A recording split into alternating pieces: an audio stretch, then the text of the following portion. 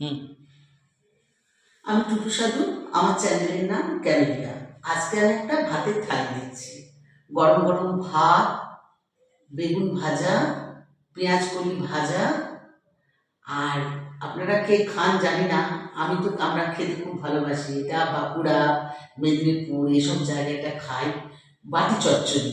বাটি চচ্চড়ি মানে ফুলকপি দিয়ে, আলু দিয়ে, টমেটো দিয়ে, কাঁচা লঙ্কা ছিঁড়ে বাটি চচ্চড়ি। এই বাটি চচ্চড়িটা তৈরি হয়, বাটি চচ্চড়ি এই শুধু ফুলকপির নয়, আলু বাটি চচ্চড়ি হয়, আরও অনেক জিনিসের বড়ি বাটি চচ্চড়ি হয়। ফুলকপি, বাঁকুড়া, মেদিনীপুর এইসব জায়গায় বাটি চচ্চড়ি খুব খাওয়ার চল আছে।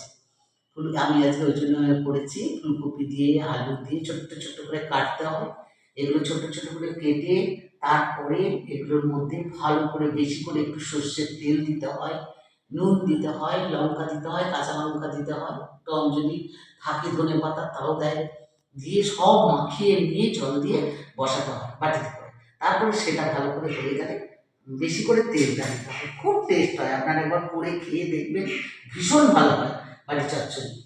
আর পমফ্রেট মাছ, অনেকে চাঁদা মাছ বলে, আর আমাদের কলকাতায় বলে পমফ্রেট মাছ। পমফ্রেট মাছ সর্ষে বাটা দিয়ে, পোস্ত বাটা দিয়ে, কাঁচা লঙ্কা চিড়ে, কালো জিরে ফোড়ন দিয়ে একটু দই দই মতো গায়ে গায়ে ঝাল, আর পেঁয়াজ কলি ভাজা।